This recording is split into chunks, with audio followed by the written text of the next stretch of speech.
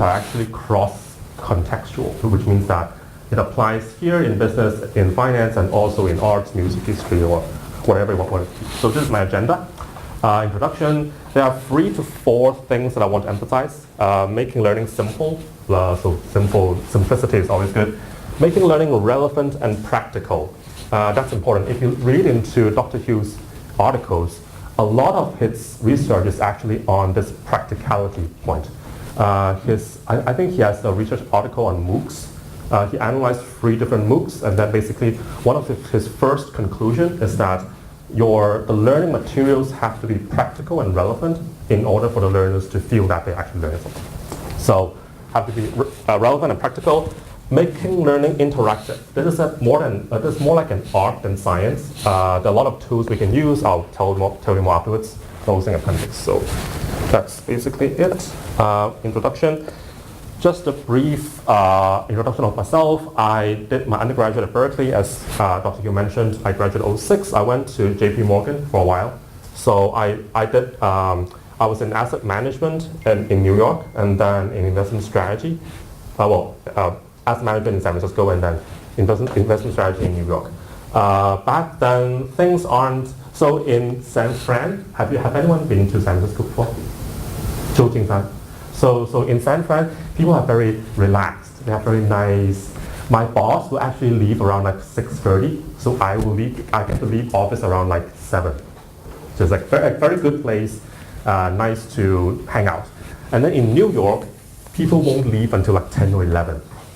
Okay, so back then I have to stay in the office until like 10 or even 11, or wait till my boss leaves and then I leave, which is really, really bad.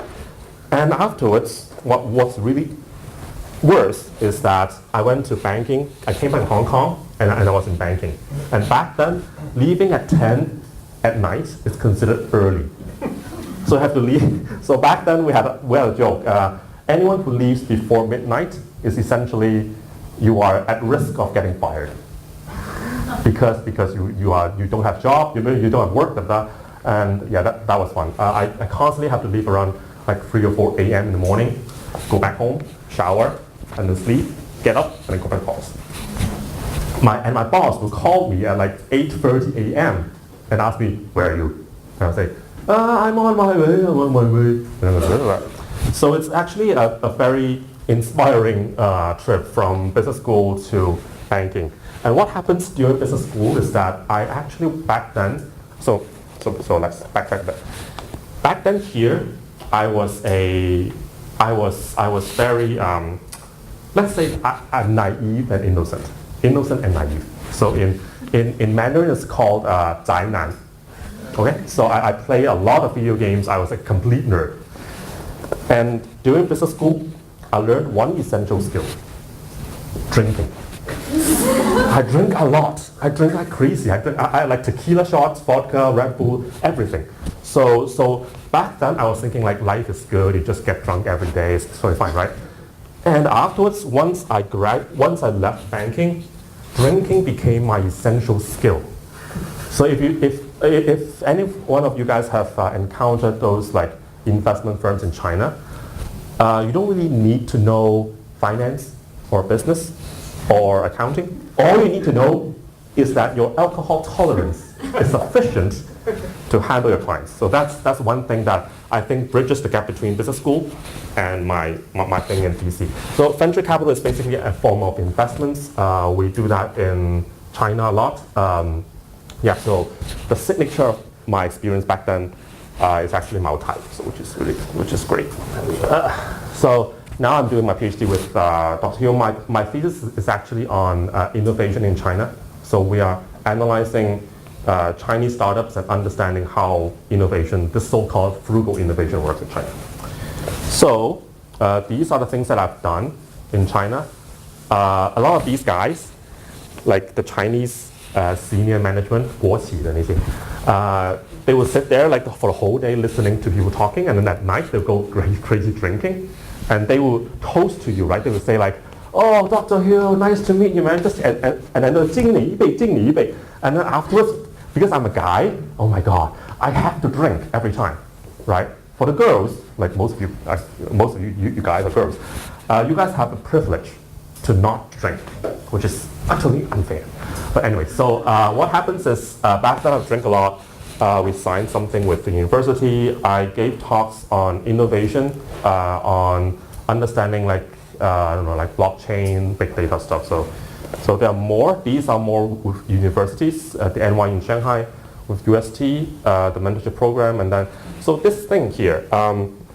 This is actually at the Renmin Daxue, Renmin University in China. This is actually one of my first speaking engagements, and this audience is actually in the whole. They filled the whole hall with like 600 plus students, and that was like, oh god, it's like. So what happens is I was nervous. I was very nervous, but back at that time, it actually doesn't really matter because my Mandarin is really bad. Okay, my Mandarin is really bad. So because back then it was like what 2013, I was just started to go to Shanghai. So may I have a show of hands? Are there people here who do not understand neither Cantonese nor Mandarin? So you guys either so either Mandarin or Cantonese or both, right? Great. Oh wow, I love it. So to give you a sense of what my tone, voice, and my fluency in Mandarin is, back then here, I prepared a video. Not of myself, because back then no one actually really filmed me. But let's see. I have a funny Mandarin. Okay, how do I?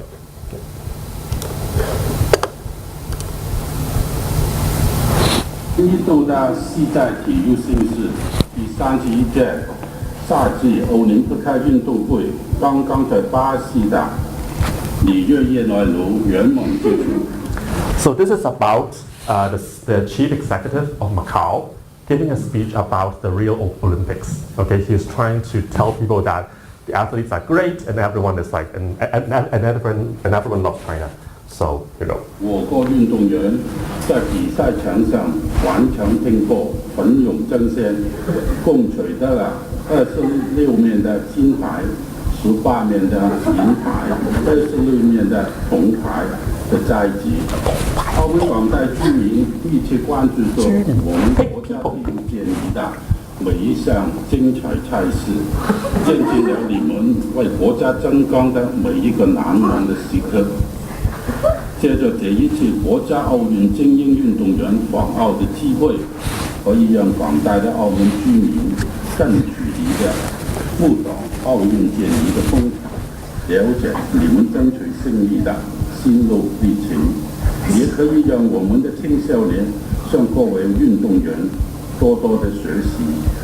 自澳门回归祖国以来，在澳门体育界同仁的共同努力下，我们在竞技体育和大众体育这两方面都取得了一定的进步，这与国家体育总局和中国奥委会一直以来大家的关心支持分不开。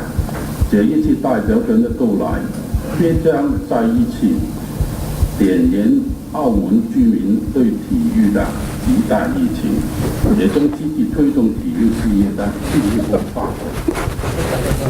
I just love this because every time I've seen this for like hundreds of times, but I'm still laughing. So you can see how entertaining this thing can be. It's just oh my god. So back then here, I was actually saying that. So no one actually noticed that I was nervous because I was doing this. 我們運動員其實咁樣做就唔得㗎。And but at the very end, everyone was saying like, oh, his slides are great. Let's take a picture. Make sure that that figure is that, but no one was paying attention to what I was saying because no one really understands.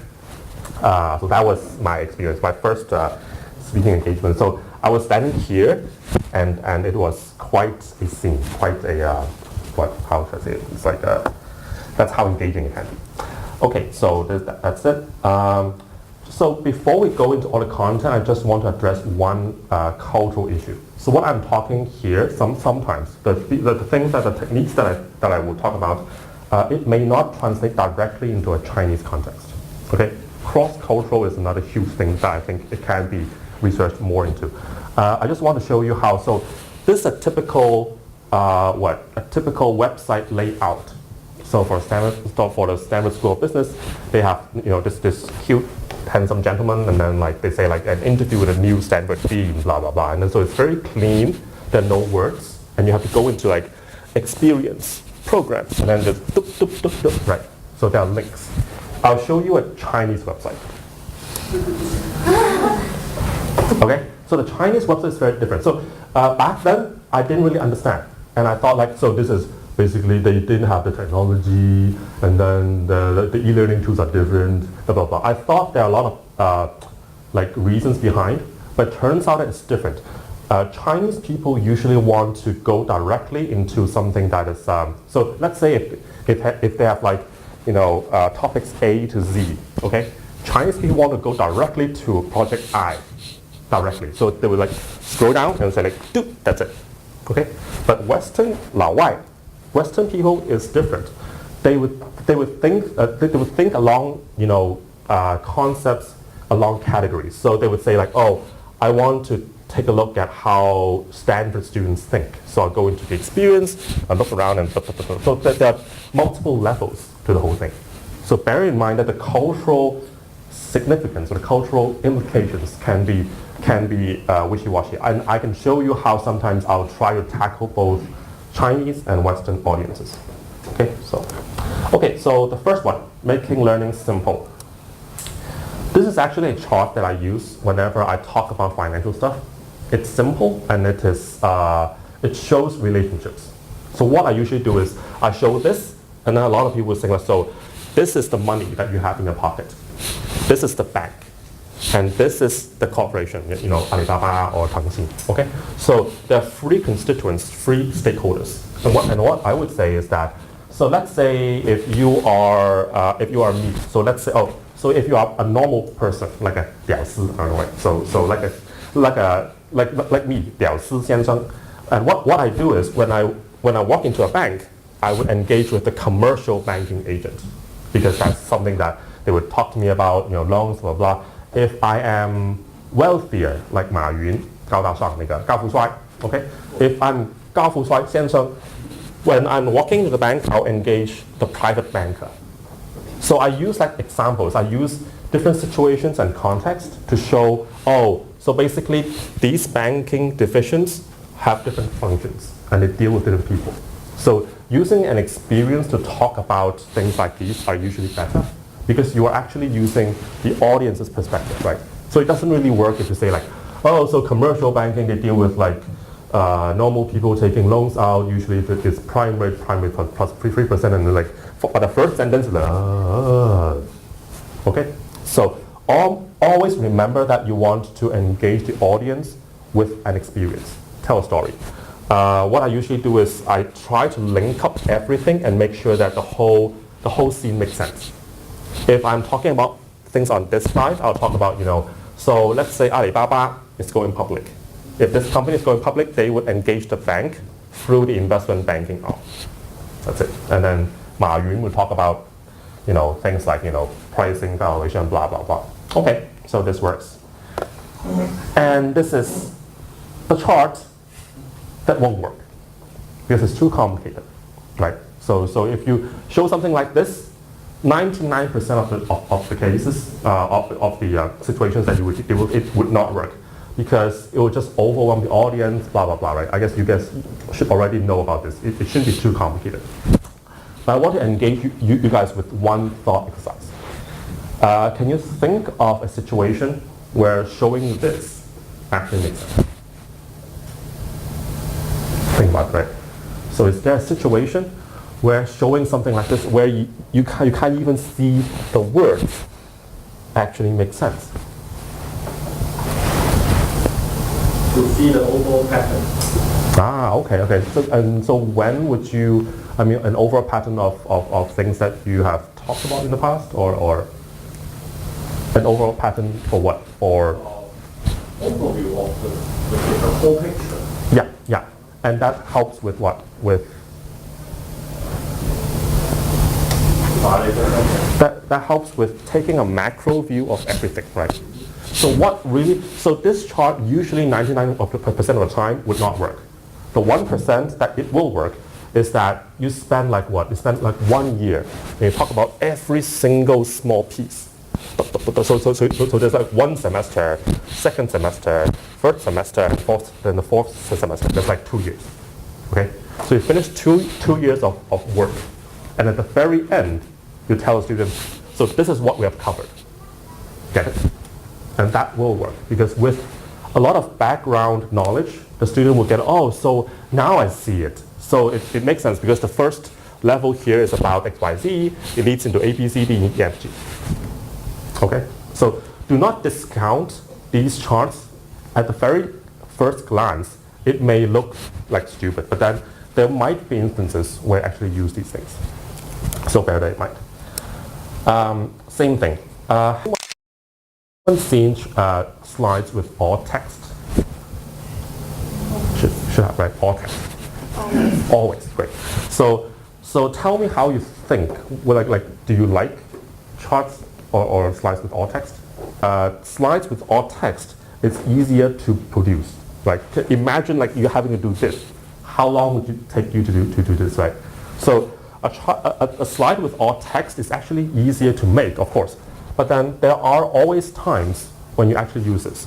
I usually use all text slides after a bunch of graphic slides.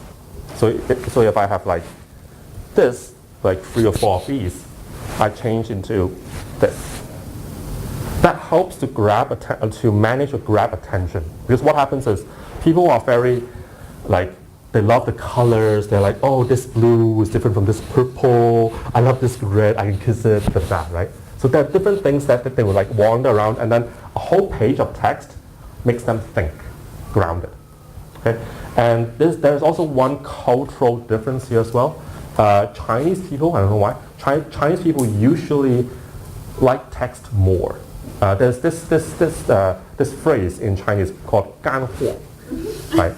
干货 means like pure facts or like a bunch of stuff that, so let's say if I'm a banker, if I sit down with a client, if the first thing the client say like, give me 干货, that means that tell me 3 things I need to do to make money. That's it. Right? So it's very direct, and it's almost as if a bunch of text makes them feel like, oh, I'm actually learning something and I will make money tomorrow.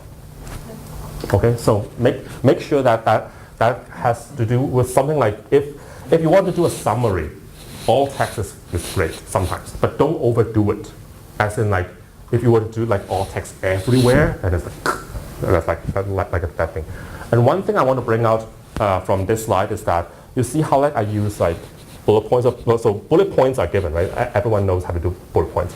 I usually do like shading. So black versus gray, and then black versus bolded. The grayed out things are things that I would not talk about, but then I would still show them because I would say like, oh, I have these facts here.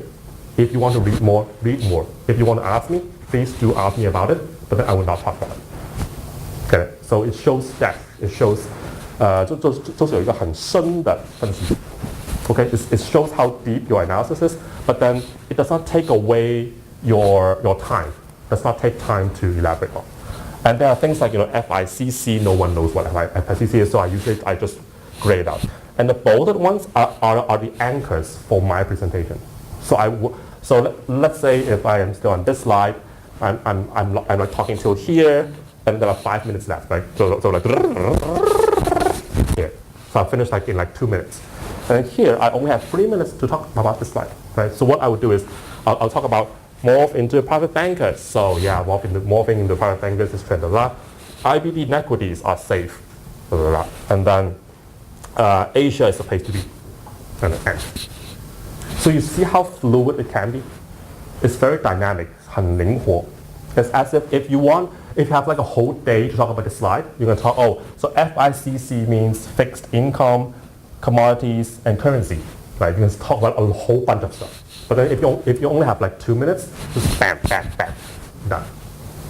Okay? So there are different ways to manage this. And at the very end, I will talk about how to use mind maps. Have you guys heard about mind maps? These webs to manage your whole flow.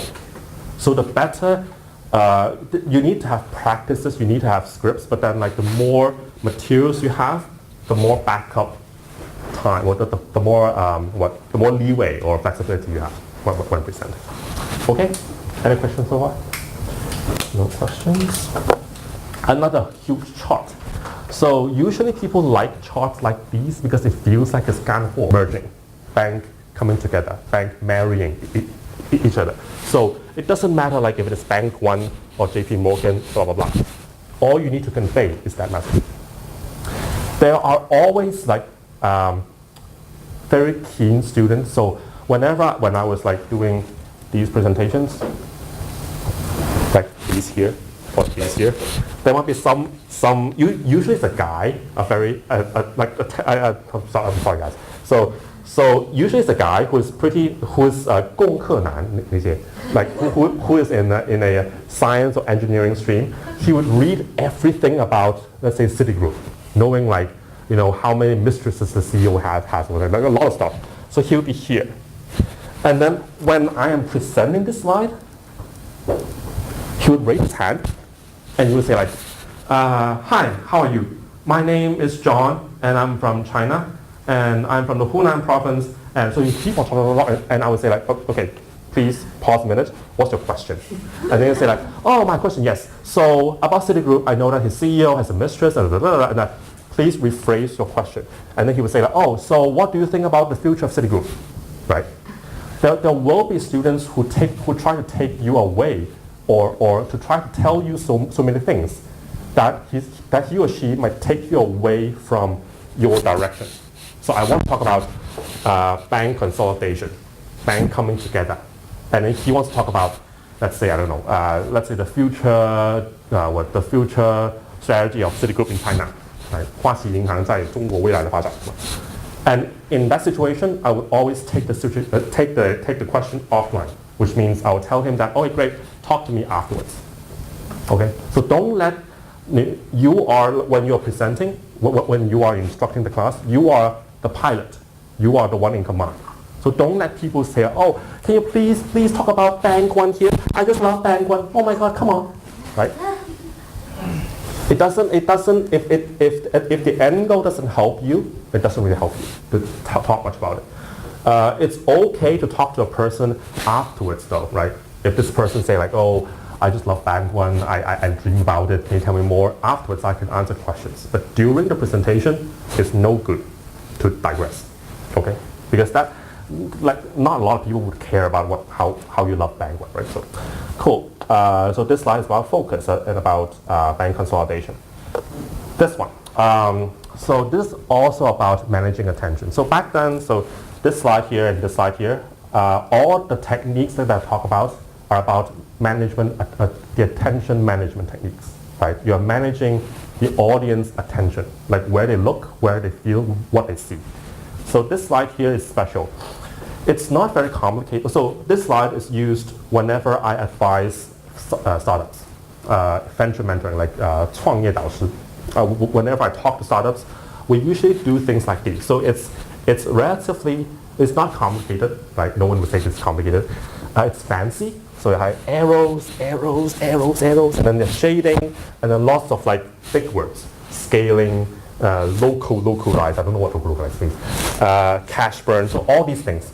And what I want to talk about in this slide is that usually when slides like these, like fancy slides, like, blue, blue, blue, green, green, green, red, red, red, purple, when fancy slides come up, people just look at the slides and they would just do this, right? And you should expect it, as in that there are often times when we are presenting, when we are the instructor, the attention is on you, right? So whatever I do now, it's actually visible to all you guys, right? You guys will say, but then if something like this comes up, usually during the first 15 seconds or so, the attention is on here. Because everyone is thinking, okay, market focus, explorers and private universities, market sustainable but not defensible. And then decision note, stay foreign or local, okay? So you see how everyone's attention, if they're on this slide, you should be guiding them or talking things, helping them understand this slide. And it does not help to say like, oh, so this is a slide about startup fundraising. So back then when I was doing startup fundraising, I do when I was talking about my own stories, when I'm walking away from the stage, everyone will be like, okay, start localize, and then no one would be listening to what I'm talking. Okay, so how you manage the attention is actually a great thing. So back then when I was at Harvard, they treat every single class as a theater play, as a movie. So they invest a lot of time and effort into coordinating classroom, let's say, management. Because what happens is they feel like the instructor, like Dr. Hugh, he's the movie producer. And like he's the one directing all the attention. So it's almost as if like it's an art rather than, just a bam, bam, bam, A, B, C, D, E, F, G, a bullet point thing. So what happens is usually for complicated, for fancy slides like these, I give a lot of time for the audience to know what I'm talking about. Because I'll talk about this, so I'll talk about, startups are great in China, 习近平非常帅哥 漂亮 I love Xi Jinping, I love China. So I'll talk a lot about these things which are actually not really relevant, and I'll let the audience digest this whole thing. Because I know for a fact that it would take at least 2 minutes to finish to go from here all the way to year 5, right? So and when I'm talking about these slides, I'll re-emphasize things. I'll say like, okay, I love Xi Jinping, and then after 2 minutes I'll say, I love Xi Jinping, and then after 5 minutes I'll say, 习近平是我最爱. Like there are a lot of these things that I would say that makes these slides more appealing to the audience. You want to make sure that, they have time to digest everything, and once everyone is looking at you at the very end, you know for a fact that they kind of get it. Okay, so don't do this. Don't do like, so this is a slide on bank management. Yeah, it's like a lot of bank management. And this one is about startup fundraising. Great slide, right? Big slide. That's like stupid. Because what happens is you want them to take time, digest from A to B, everything. Okay? So that's the technique I usually use. Don't get too bogged down by really small details. Like if someone actually asks like, what's a power pivot to Beijing? If you want to take things offline, take things offline. As in like, if the student keeps on asking you about how to fundraise for his company, then it is not relevant to the rest of the audience, which means that you would want to take that offline. Okay, know when to take things offline, because you would want to take care of everyone in the room. That's a show of respect. Okay, another topic. So aside from advising startups, I also help these companies called SA consultants and help students apply to different schools, like graduate schools in the States. So this company called ChaseStream here, this is actually a company based in Beijing. They help a lot of Chinese students going to US and Europe, and this is actually what I help them with, polishing their essays, understanding how to interview, blah, blah, blah. And what happens is once I get to help enough students, I notice a trend. I feel that for some of the students, their essays are really polished. Like they get peers to help them, their essay consultants to help them, and so they would write something like this. They would say like School X, which can be like Stanford. So Stanford, Stanford's high caliber students and world-renowned faculty provide for an intellectually stimulating environment for business knowledge to thrive. So they're like really strong words, but then once they are, let's say, in an interview with, let's say, the Stanford admissions officer, he would say something like, I am very smart, I am from China, I am super good. Okay? So what I want to show here is to try to show them if the voice of their essay doesn't match with the voice of how they say things, that doesn't work, right? So this is exactly how I try to convince them with. I would show them a slide like this, and basically 2 blurbs, basically comparing and contrasting how things look. So I won't say like, so in that case, please do not get your peers to edit your essays, or please don't do this or that. You don't tell people things. You let people convince themselves, right? So once they see this, they'll say, oh yeah, that's true. If my voice is more simple, my approach can be simpler, right? It's the same thing. They use this a lot at Harvard. At Harvard, they don't teach you like business strategies. They don't teach you like, so if a business goes into an international market, what you should do is A, B, C, D, E. They don't do that. What they do is they give you a case. So within this case, it can be like, a company going, let's say, to Peru, or a company expanding into South Africa, right? And then you will read through the whole case, you analyze it yourself, and you come up with your own conclusion. And then you debate with your classmates. At the very end, the professor would come here and say, great, so that's a great debate. So what happened? The company actually did X, Y, Z, and this reflects what the real fundamental underlying strategy is. So at the very end, you would say, oh, great, yeah, so, and that makes sense as well, because when I was doing my own analysis, that came up as well. So it's almost as if you are convincing yourself that, oh, I've learned something new today. It's not like, oh, so someone just told me that, falling off the building will die, so I should not fall off the building. It's almost as if they give you a chance to fall off a building every time. You keep falling, and you're like, oh shit, I'm like dying every time. So at that stage, you feel like you actually know and internalize something. And that's what I'm trying to do here. It's basically showing students the ingredients, the building blocks, and then have them understand and realize that, oh, yeah, that's true. Things can be different, so let's just adapt. Cool. So talking about your experience and then using contrast to convince. Okay, is everyone all right with? Is everyone tired? Everyone okay? Cool. Let's continue. So this section is actually a bit more interesting because this actually talks about how things can be more practical. I use this slide whenever I'm talking about interview preparation. So there are a lot of times when I'm giving talks, I talk about how you should go into an interview, how you should answer questions. Things like, the first question is usually like, tell me more about yourself, right? And the second question can be like, why would you want to join company X? And how you should reply or answer those questions. So this slide is what I usually use and it's about storytelling.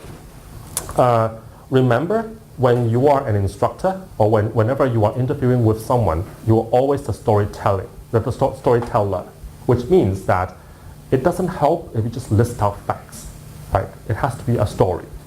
And telling stories is different from reading stories. How many of you guys have applied to jobs before? No. Not that many. Okay, that's fine. So what happens is, you know how like during a job interview there can be many questions. So let's say there are three. The first one is, walk me through your resume. The second one is, why company X? Why Alibaba? Why do you want to join Alibaba? The third one is, what do you know about Alibaba? Right. Amongst these three questions, which one do you think is the hardest? The third one? The third one. Okay, and anyone else? Why would you think it's the third one? Because the third one, it requires you to do more research about the company itself, and then you need to have your own idea, or you need to talk about your background, and then you need to feed that things into their culture, like into their company culture or their practice works. Okay, that's great. You actually have a lot of potential to become a great interviewee. That question is actually about what is Alibaba doing, right? So essentially, they didn't really ask you about you. Most students, what they do is they just basically say Alibaba is founded in 1990, and then Alibaba does stuff. So it's very list oriented. So usually that can be easier to deal with because you can just go on Google and just take the description and just the whole thing can be downloaded, right? So usually what I see most students stuck on is actually on the first question, the one about walk me through your resume, because people keep on doing this. So back then when I was interviewing for jobs in undergraduate in the States, I get asked this question a lot. And I've heard like answers like this. So please walk me. So let's nice meeting you. Let's start. do you mind just walking me through your resume? And I would say, hi, so I'm Anthony. I grew up in Hong Kong. I went to a high school there called LaSalle College. My Form 5 results are actually not bad. I got some A's, I got some C's. The C is actually in additional mathematics. Additional mathematics is hard because I feel like, so you see how this goes, right? It goes into like mathematics and then like how I was like, flunking exams and then how I was, so all these like really deep stuff that you can really venture into. It's almost as if your life story is like what? It can be like, 500 million words long, right? And you can always like go really, really deep into one issue. You say like, yeah, so back then I have like a huge fight with my mom. She said that I can't have candies, and I really love candies and love Bang One as well. So all these like really, really small deals you can really go really deep into. And so that's why sometimes it can be difficult to answer the walk me through your resume question. I have a lot of people who spend like 5-10 minutes or even 15 minutes on that. What I usually tell them that usually you only want to spend like 2 to 3 minutes max. And then what you want to do is you mention briefly your background and then you stop. You pause. You use silence to communicate to the interviewer saying that please ask me whatever you are interested in. Great. So I would say like, so I grew up in Hong Kong. I went to the States for college. I did my undergraduate and MBA there. I came back to Hong Kong, did my banking, and then now I'm currently studying finance. And then he would say, oh great, so can you tell me more about like your MBA experience? Then I will elaborate more. So that's usually the technique. So that's how storytelling really comes into play. As a presenter, as a classroom instructor, you want to constantly tell stories, short stories. And you have to grab the attention using these stories and then follow up with facts. And that's difficult because what happens is usually materials come to you as instructors as lists, right? You have to teach like learning objective 1, learning objective 2, learning objective 3. If you can't cover learning objective 4, you are like fired, right? So what happens is us as instructors, what we are really facing or the challenges that we are usually facing is that we need to use our own experience, the storytelling part, to merge with what we need to teach. And I think in that aspect, Dr. Hugh did really well.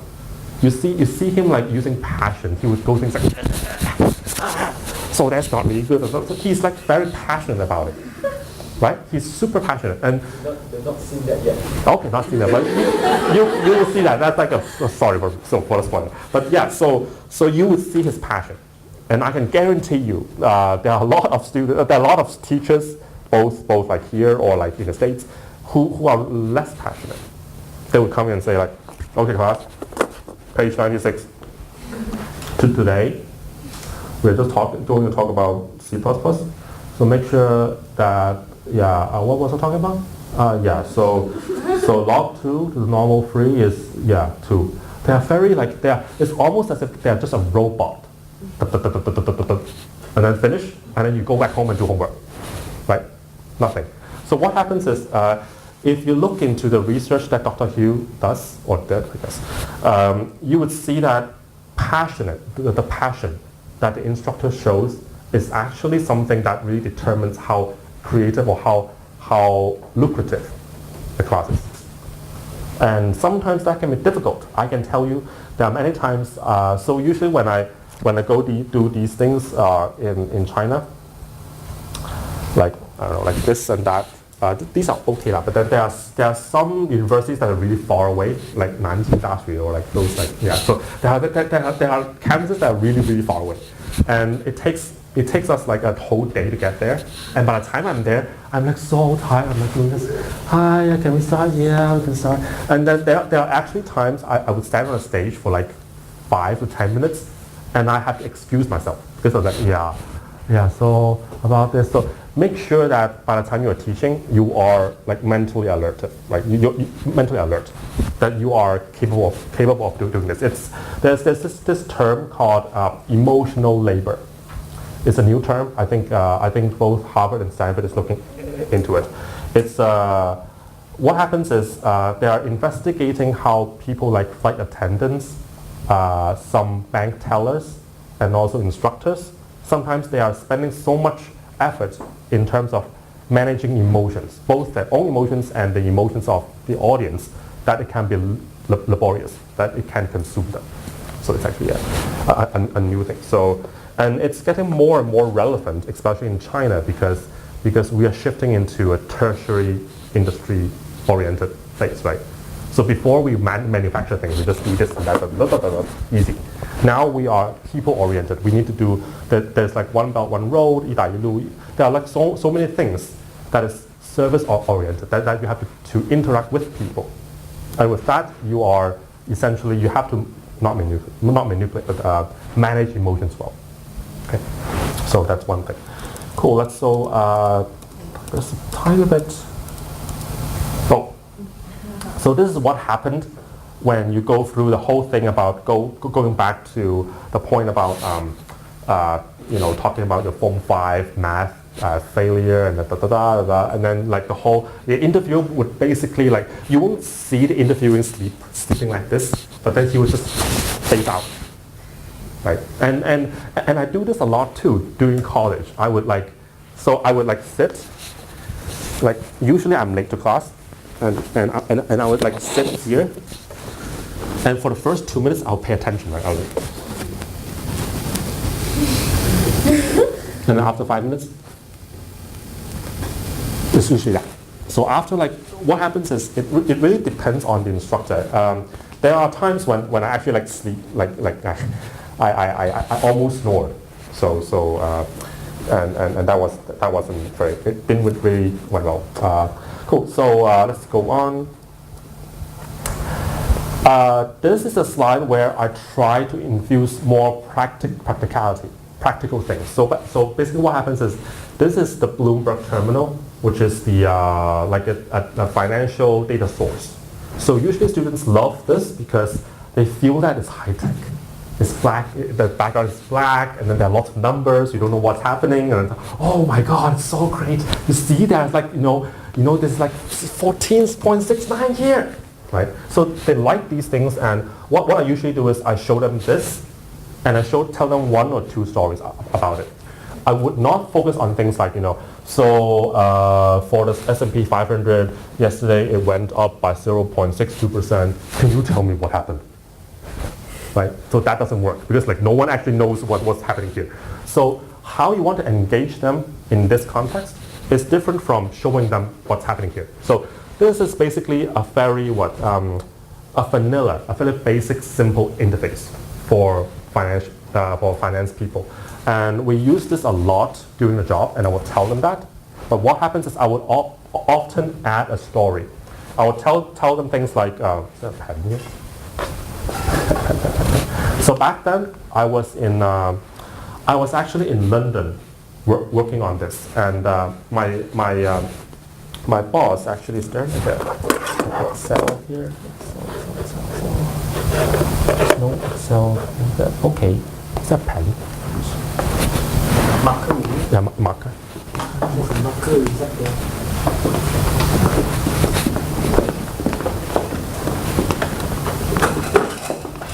No marker.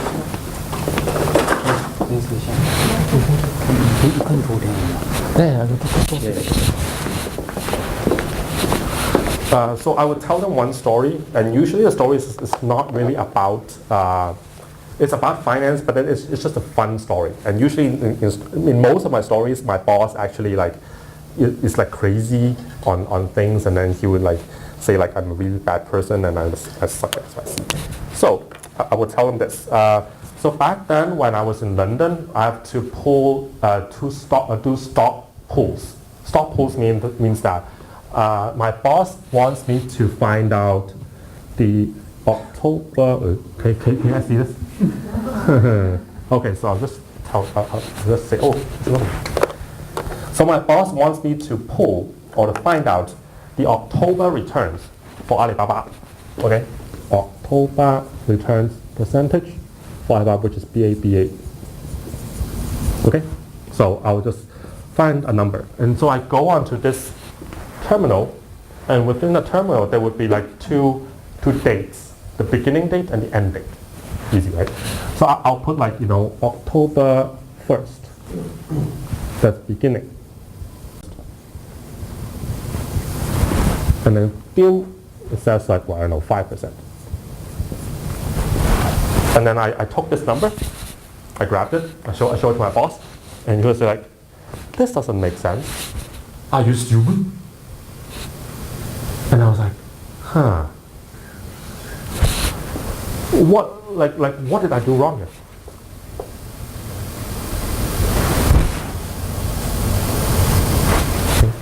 What did I do wrong here? So think about it. If I were to put October 1st and October 31st here, when did the machine start calculating? Like let's say, so if I were to tell you like on October 2nd, the stock price is what, $100. Okay? On October 2nd, the stock price is $100. If on October 2nd the stock price is $100, at what time on October the 2nd is that $100? What time? Is it like morning at 8 o'clock, midnight, afternoon? It's usually the closing, which means that at the very end when the market closes, it's at 100. And I will tell you on October 2nd, the stock price is closed at 100. Okay? So applying this concept into this one here, do you see what's happening? What's tricky is that I'm taking the stock price at the end of October 1st and taking it all the way till the end of October 31st. And what am I missing? I'm missing the stock performance on the day during October 1st. Is anyone confused here? Is anyone, if that's clear? So this is basically what happened. So I have to re-pull everything from what? That should be September 30th till October 31st. And you know what? You know how this mistake impacted me? I think I spent like the whole afternoon doing this for like, I don't know, I forgot, like 50 or 100 stocks. And I showed it to my boss and he was like, are you stupid? And then I go back and I redid this and I handed it around like 3 a.m. in the morning. So you see how like they are like, and this actually, this story, whenever I tell this, people will ask me like, so do you mean like bankers do stupid things? Like really stupid things? And I would often say, yeah, we do like really stupid things. And I can actually show you how stupid it can be.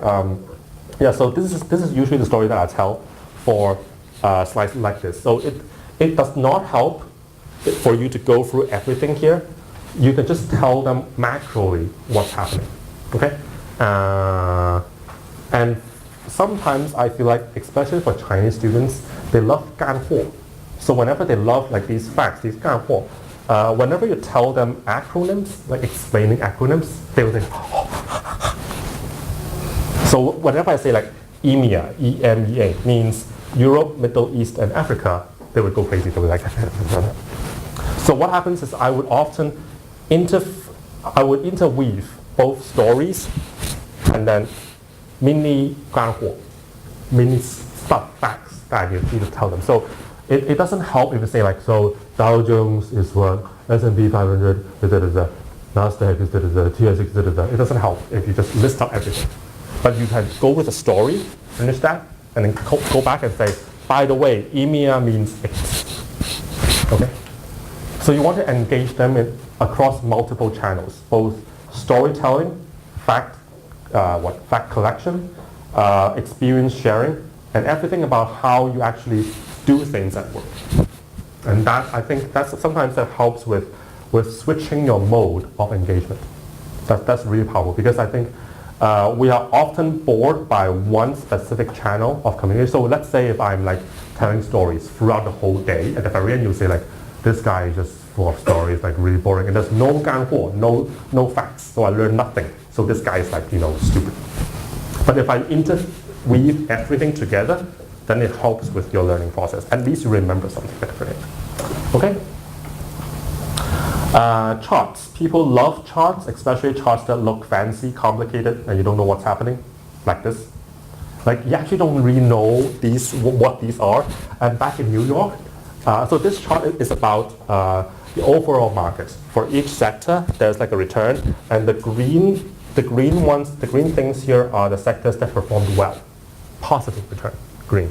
The red ones are the opposite, the ones with negative return. So what happens is, when I was in New York, whenever anyone is talking about the markets, if I were to just pull this, it looks like there are a lot of numbers, it's okay. But if I were to pull this, then I would go, wow, okay. Yeah, so Anthony must have done a lot of analysis, right? You see, it's green here, it's red here, but then he or she may not even know what's happening. By the way, do you guys know that in China versus in the rest of the world, coloring is different? So in the markets, the coloring for, let's say, if a stock goes up in the States, it's green. If it goes down, it's red. In China, they love red because red is like the Xi Jinping's color, right? So what happens is, whenever a stock in China goes up, it's red. Whenever it's going down, it's green. So that's so confusing. The first time I went to Shanghai, and I was helping a friend with his investments, and he had like his iPad, and he has like, you know, stocks in I forgot, like a bunch of Chinese stocks, and he was so happy, like, you see, all my stocks are red, and I was like, are you serious? Oh my god. And yeah, so it was a cultural difference, but then like you have to be cognizant of the fact that there might be things that are shown here that can be different in China. In China, they actually have like their own systems. It's called WIN. But cool.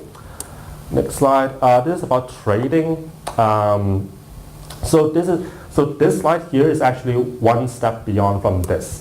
This is basically just showing, you know, it's a fancy chart. I want to confuse you guys. You guys don't really know what this is, but it looks fancy. It means I've done a lot of things. So it's, you know, bankers' tricks. And this slide here is actually actual trading. It's a lot more complicated, and I only use this whenever it's a trading class. It's very sophisticated. It can be more advanced. So what happens is, usually when you show things like these, it can be too overwhelming. And students usually, if I were you, I would fall asleep within like 5 minutes. It's very, very easy to show things like this, and then you fall asleep. So what I usually do is, whenever I show this, I won't show the slide at all.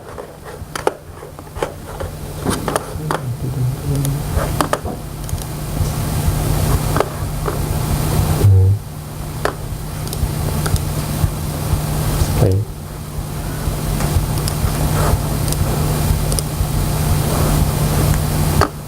I would actually show it as a video of things that are happening. So what happens is this. Remember when we are using videos in e-learning, in instructions, videos are usually the main subject or the main attention grabber, right? So the instructor would usually just show a video and just say, okay, so I've prepared a video for you guys, please watch, and then I go back and sleep, right? And I can come back within in 5 minutes, and then I can continue. So usually on the stage, within this learning, this instructional stage, it's either the video or the instructor. So I come up and I talk, and then I show the video and I go back to sleep. And then I come back and talk. There are times I found that if you use the video as a background tool, as a background engagement tool, that can be useful, because for charts like these are so boring that people will actually fall asleep. But then if you show them a background video like this with things moving, they usually won't fall asleep that soon. Okay? So what I usually do is this. I show them this video and I let them absorb it. So you need to let the audience absorb the whole thing, right? So you stay silent and you watch this video with them. I usually give it like 15, 20 seconds, and then afterwards I'll start going through the real simple things like stock prices. So this thing should be, is there like a continuous, How do I like play this continuously? Is that right? File, move, edit, view, repetition, loop. So that's it. So I would just continuously loop through this thing, and then they would have these like fancy charts. And what I would do is I start from here, maybe here. I talk about the stock price. I talk about the changes. I talk about the things that change. So these are like the trading, the matching, blah, blah, blah. I then talk about the things that don't change afterwards. And this is usually a better tool because what happens is with, using this, you are blending both the video and yourself. Right? You don't, you don't do like, okay, so everyone please enjoy the video, click, and then go back to sleep. Right? That doesn't really help here. But then it gives them like a sense of motion, a dynamic sense of things that, oh, so things are actually moving. You see how like the stocks are trading? Oh wow, so fancy, complicated, oh wow, I'm making money. And then you are telling them that, oh, so this represents XYZ, and the stock price here is ticking because of the actual trading here. These are the options, blah, blah, blah, blah, blah. Okay? So this is how I found that there are ways where you can blend both the video and yourself. The two things like the instructor and the video coexist within the stage. And that's powerful because what happens is you have the video's aid of making things dynamic, and then you yourself actually talk about the things that change. And usually that people would not fall asleep that easily. Okay? Cool. Should we take a break? How long more is this thing? I can Maybe just a few more because I want you to finish, then they take a break before you come. okay, so I'll do this faster. Yeah. Okay. So I'll let you guys see how fast this can be. Okay. so things can compress. It's very fluid. So this slide, I usually use this slide to tell people how much money they make. And what happens is people usually are very excited whenever they think about, oh, a lot of money, I like money, and then it's this slide. So it's about like, certifications, how whenever you get the CFA or the CPA, your salary is like higher. So it is actually just a fact, and there are like snippets, facts, and stories that you can actually collect or focus on to make your presentation more interactive. So on the interactive part, usually I start with a slide like this. There are a lot of complicated stuff here, don't worry. What I usually tell the audience is that on this slide, there are two formatting mistakes. Formatting. And us as bankers, as finance people, we have to find out where those two errors are. And they would take time, like you guys take time, where the hell are the formatting? Is formatting and the style mistake. Like style consistency. So I'll skip through this, but then if I do this,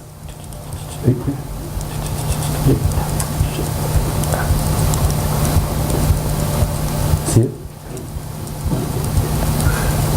It's the color here and the font here. Yeah, so in this slide, the yellow here doesn't match as well with the yellow here. And then the font here is different from the font here. So what I'm trying to convey is that finance people, they have to focus a lot on the details. And then on these details, it's usually very simple. And that's why we spend like countless nights, sleepless nights fixing these stupid mistakes. So that's usually what I do to make things more interactive and practical. I won't go through this, but then this is basically what I learned. There's actually a passage I wrote for another class here at HKU. It's about how to make backups of backups, and even backups of backups of backups. So things can fail because there are instances where in Qingdao, the computer cannot open a PDF, and then it's like it's random weird things and I go crazy. So make sure they're backup. You try things out, and this actually is very important for IT, right? IT education because things break. So make sure that you work through everything. I'll fly through this. I took a course at Harvard about teaching how to teach. So I don't think I have time for this. So basically the core essence here is that when you are learning, you need varied learning. So on this slide here, it means that if your learning is interleaved, the retention rate for you to learn, for you to spend a significant time here, here, and here is 89%. If you vary things, the retention rate is lower. But after like 1 week, if you do the interleaved way, your retention rate is much higher than the intensive focus, the intensive study case. So that's like something that I learned at Harvard. And what happens is, what we can actually do is to make things difficult when you're retreating things. And I actually have a quiz afterwards for you guys. I'm not sure, do you have time for the quiz? I don't know. I think this should be Fine. This should be fast, right? Okay. Sure, so let me start using mind map. So back then I was talking about there are multiple topics, and then there are different layers. So for the first few slides, I talk about all the different details, and once Dr. Hugh told me that I don't have much time, then I just fly through different topics, right? So there are different strategies, and in your mind, whenever you're making a presentation, make sure you have these levels. Because you actually know, okay, so if I don't have time, I just to talk about 2, ding, ding, and then 3. If I have a lot of time, I do 2, ding, ding, ding, ding, ding, ding, ding, ding, ding, ding, ding. Right? Okay, so you can manage your own time. And that's very powerful because you can do a presentation in 15 minutes, and it can be a 15 minutes, or it can be like 2-day presentation. Cool. So, LinkedIn. I use LinkedIn a lot, and that's a courtesy because I think a lot of, when you're teaching, a lot of students will actually want to reach out to you. I try not to use like WeChat or Facebook. Well, WeChat sometimes I'll use, but then like on WeChat you see the WeChat moments. And what happens if, let's say, if I go out tonight, like I got drunk, like someone posted like a weird photo of me on WeChat, that's like, you know, stupid. So I would stay away from tools that are less professional. So Facebook is a definite no. I tend to not use Facebook because you would post the instant noodle you ate last night on Facebook. You would taste like the nai cha you drink, right? So those are really random stuff. And on LinkedIn, what's good is you can actually look at your student's profile. So if you know like the student is like 功课难, you know for a fact that his math is great, right? So you don't have to spend like an hour talking about integration, you know, differentiation to him. But for someone who has a math or like a music background, in that case, you might have to talk to him or her more about those things. So I use LinkedIn a lot, and I usually just show this slide because, so this is a cultural thing. Chinese people, once you show them this, they know what to do. It's like, it's called swa. It's called like they do this automatically. But then in a Western context, I don't think a lot of people know like what this is. So I include a link as well. So it's both. This link is usually for Western audiences. The QR code is actually for Chinese audiences. So it's just 2 ways. Cool. So let's fly through this. Humanizing yourself. I usually include this at the very end of each of my presentation because you want to connect with your audience at a deeper level. You want to show them that, oh, so aside from all the finance, like really complicated things, I did these interesting things, so we can talk more about these things.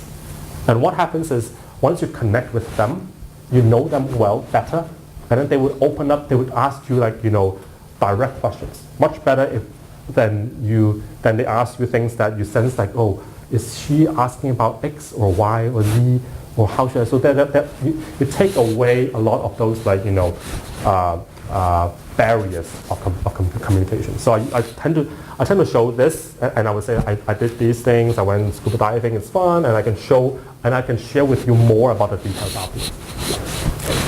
Humanize yourself. So it's a game. Yay! So the Chinese. So for those of you from mainland China, you know what to do, right? For those of you guys who are not from China, please go ahead into this link, and okay, if you don't mind, you can play the game too. Now? Yeah. How long will this take? It's like 10 minutes. 10 minutes. Okay. Okay. Okay. It will be less than 10 minutes. Is that no time? Is it okay? Okay.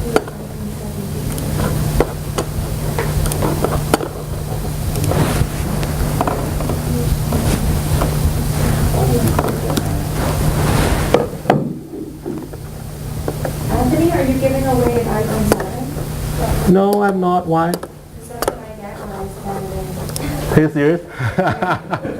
1 second. It's not working. It's not. This way, can we go back to the QR code? Yeah. 1 second. Sorry, I'm just going to I need to activate the game first. So give me 1 second.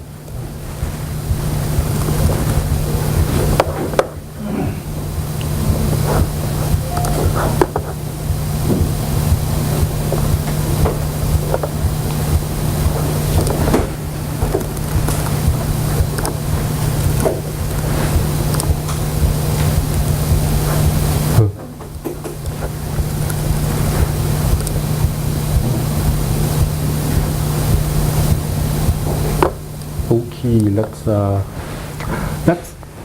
let's actually do, I'm not sure why it doesn't work. Let's do this. Can we leave time? Let's have the other presentations first, and I'll do this at the very end. Maybe? Let them go for the break first. Okay. Yeah, break time.